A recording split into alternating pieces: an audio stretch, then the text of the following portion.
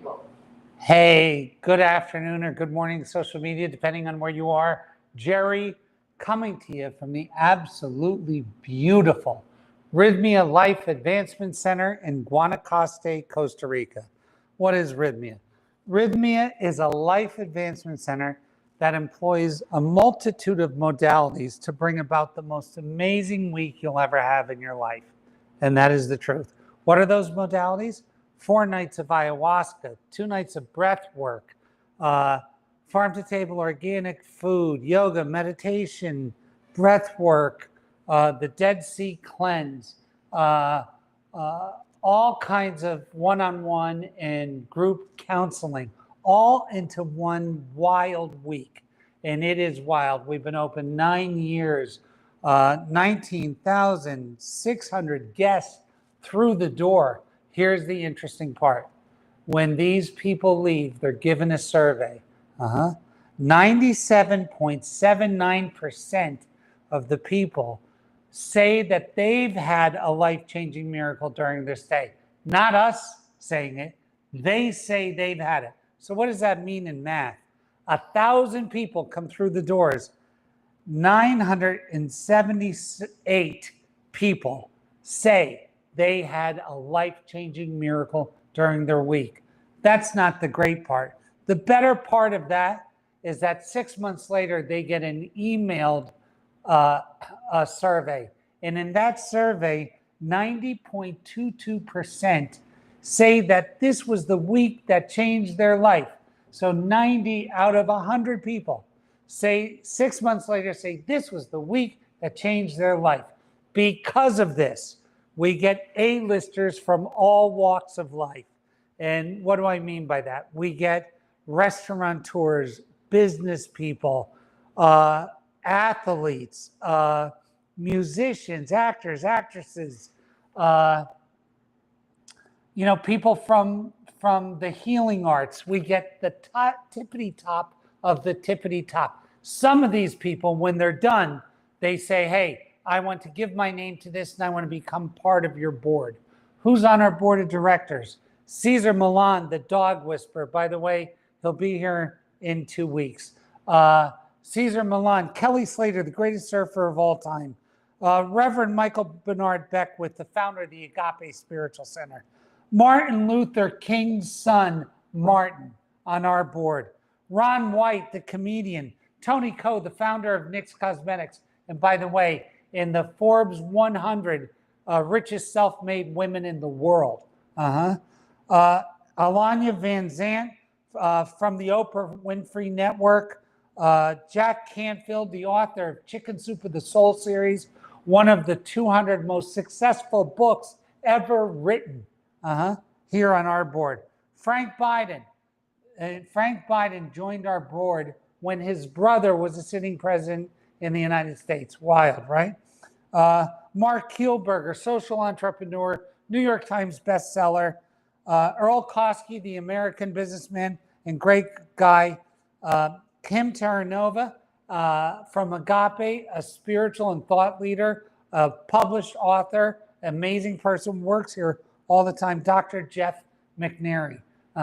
He's been my partner here for 9 years, and at one time he ran Passages Malibu, which was the most preeminent addiction center in the world. Why would all those people want to join our board? Because this works. This really works. It doesn't matter what you've done before, doesn't matter how many times you've lost before, doesn't matter where you're at in your life or the problems that you're facing. All that matters is that you heard something here and it called your soul. You come here and your future is different. So what is the great part of Rythmia? It allows you to create a new story. The story of you were this, you got treated badly, this happened to you, you're a victim, goes out, and now you're a beam of light and you're bringing light to the world and you're becoming a beneficial presence on the planet. The first time I ever heard that description was from Michael Bernard Beckwith, the founder of the Agape Spiritual Center, one of the co-authors of the book, The Secret, said that to me. He said, well, what are you doing? And I said, well, what am I doing? I'm doing this or doing that. I said, what are you doing? He goes, I'm becoming a beneficial presence on the planet. And man, when I heard that, it landed. So this place, Rythmia, almost this year will celebrate our 20,000th guest. And at that point, we'll have served 80,000 individual ceremonies, about 250,000 cups of ayahuasca. And we are by far and away the organization that has served the most ayahuasca in the history of the world. This is the place. What is the net effect of this week? Well, we call it a soul merger. It's when everything comes back together. And after this soul merger, you usually decide in the high 90s of percentile of people who have this happen, decide that they want to become a beneficial presence on the planet. Now, a lot of people, if you say 98, so let's say 98, that means 20 out of every 1,000 decided not to. Times 20,000 is 400 people that decided not to become a beneficial presence on the planet. That's okay. They went on to have a much better life. But for the rest of us, and this is what I was talking about. I was in Santa Monica 3 weeks ago. I went to church on a Sunday, to Catholic Mass, and I was talking to a woman after church. And what's interesting is a lot of people spend their life praying to God and never hear back from God. So they say, I went to 52 masses this week, or 100 masses, and I went to 7 midnight masses and all of these different things, 12 First Fridays and whatever things, but God never speaks to me. And then they come here, and in 1 week, they get spoken to consistently and frequently by Source. Source speaks to them. And the realization is, after that, once that highway has been unblocked, that after that, they realize that God had been speaking to them their whole life. And they can't walk now without seeing the voice of God everywhere.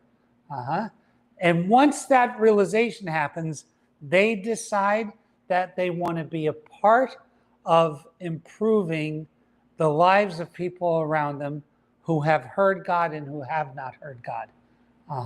So that's becoming a beneficial presence. What does it taste like and feel like? Well, it feels a lot like I'm coming off what's in it for me. So when we were young and we were selling things, within what's in it for me was a big part of the sales process, to show someone what's in it for them. And then salespeople, a lot of salespeople, not all salespeople, but when I was young, everything that I looked at in life was what's in it for me. What can I get? What do I give and what do I get in exchange? What's in it for me? What's in it for me? What's in it for me? And that can, over time, turn into an unhealthy relationship with the world, a relationship of entitlement. So it changes from what's in it for me to what can I give. And in that one change, everything changes. And I want to tell you why. Because satiation, satisfaction can occur. So in my own life story, I was a troubled kid. I ended up being pretty good at business. I started some businesses. I became a millionaire, then a multimillionaire, and then I sold a company when I was between 41 and 43 by the time it was done, for about $90 million. And what I learned in that whole mess is that there was no amount of money that would satiate me. There wasn't enough cocaine, there wasn't enough women, there wasn't enough money, there wasn't enough cars, there wasn't enough planes, there wasn't enough of anything to satiate me. I never, in that whole process, I've never felt satisfaction or fulfillment. I haven't. I felt it temporarily, but never in a sustained way. And then when I had this happen to me, and I decided to listen to her and to listen to God and to do what it asked me to do, to build this place, it was all consuming on the give. And for the first time in my life, I got to feel a level of fulfillment and satisfaction. The joy, not the bliss, but the joy. The bliss is the pinnacle of the esoteric experience. The experience of God can manifest in the form of bliss. The joy is the satisfaction. And what I'm telling you is that when we make this transition to the satisfaction, to the joy, to the I'm going to give, not what can I get, this shift occurs, and it's once you do it, it's the only game in town. It's the only game in town. It's not money, planes, although planes are nice. It's not money, planes, cars, boats, da-da-da-da-da. It's this. It's giving. Now, when we decide to do that, depending on how high our lodestar is, our goal is, our way of becoming this beneficial presence, depending on how high that star is, will go along with it time and difficulty.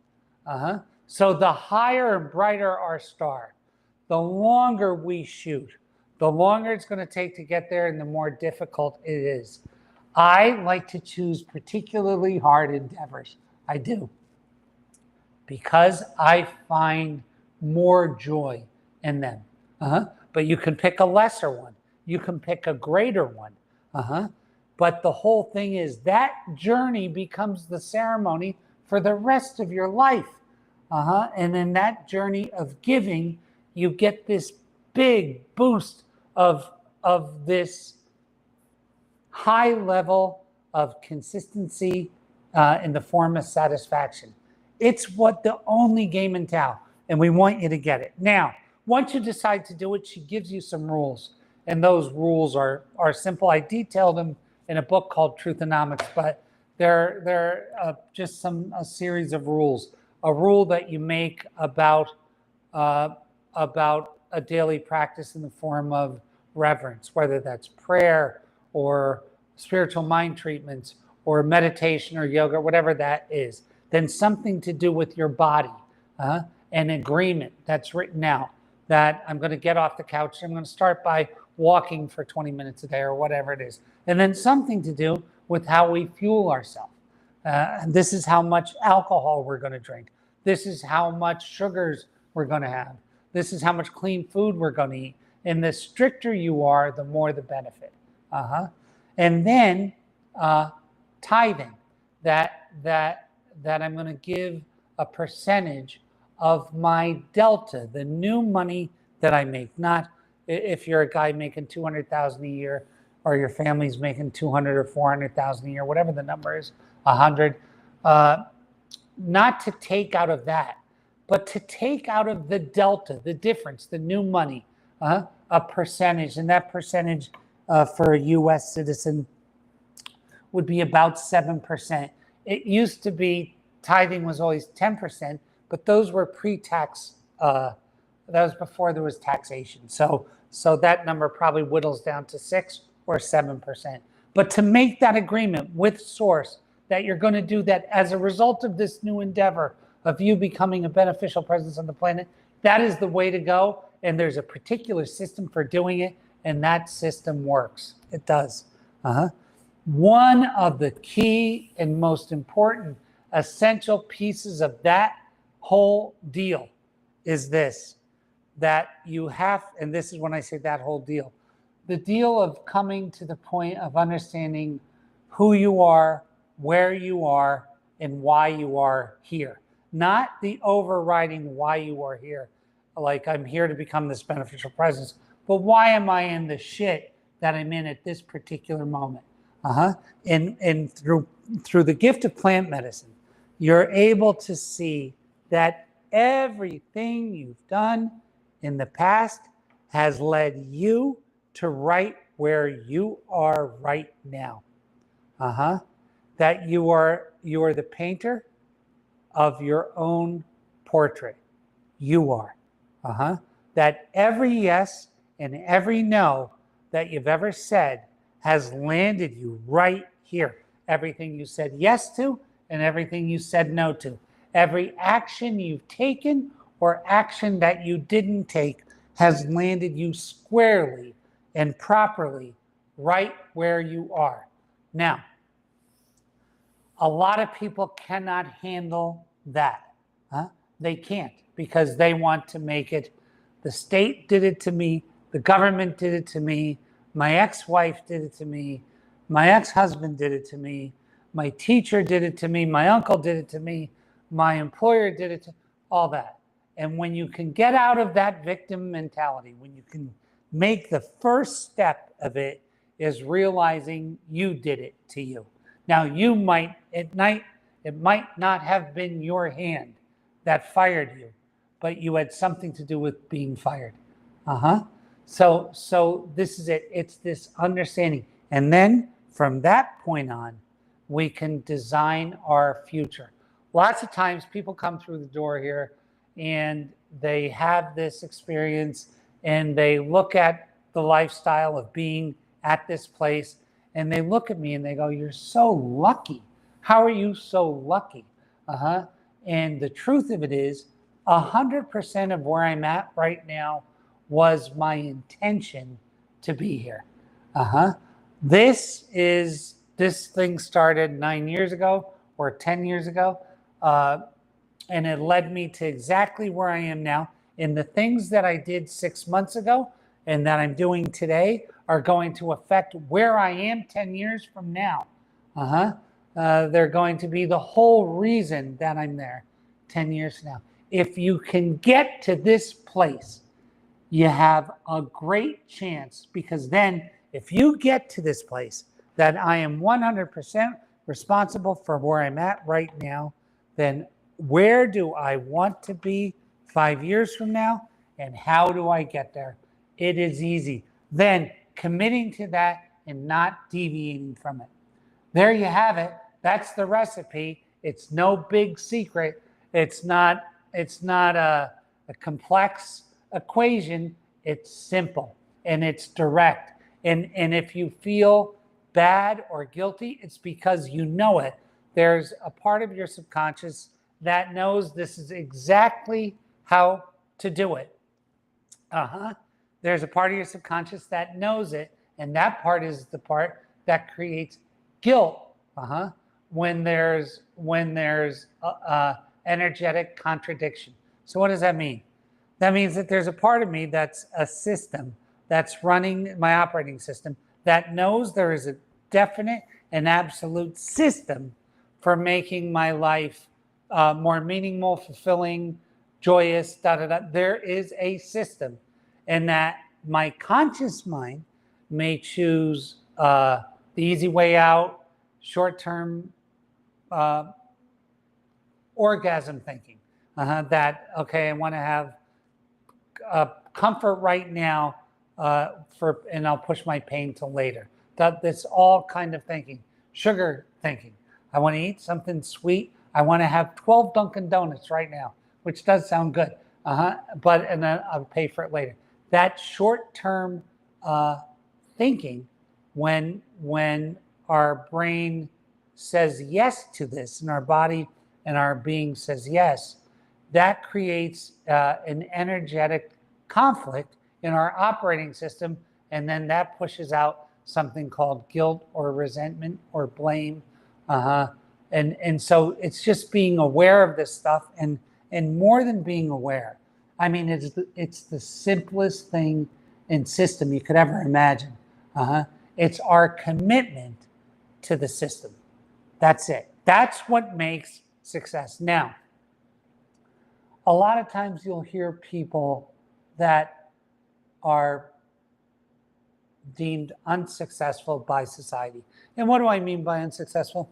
Well, they have trouble paying rent, and they're always in money troubles, and they have trouble holding a job, or they spend their life trying to make other people's lives miserable, like they're just unsuccessful people, right? They're looked at as being unsuccessful. So those people will oftentimes look at people who, let's say, are hyper successful or billionaires or movie stars that have weathered time, bands that have consistently made good music, and da da da da da, and they'll look at them with envy, and they'll say, "Oh yeah, it's only the successful people who tell this story of anybody can do it," but that's not true. The successful people do believe anybody can do it, and really believed it from before they did it. So one thing that you find when you're around people who have, let's use stardom. So when you talk to people who are stars, they always knew they were going to be a star. When you talk to people who are billionaires, they always knew they were going to be a billionaire. When you talk to people who are 100 millionaires, they always knew they were going to be a 100 millionaire. They knew it before anybody else did. Like, in the star world, Christina Aguilera and everybody, they knew in high school, they knew they were going to be who they were. So this is a self-fulfilling prophecy. When you know it, and you make this agreement to be a beneficial presence, you are absolutely going to get there. That is my little talk for today. God bless you. God keep you. God hold you. Come to beautiful Costa Rica and experience the magic that's Rythmia. We will see you here soon. Until next week, ciao.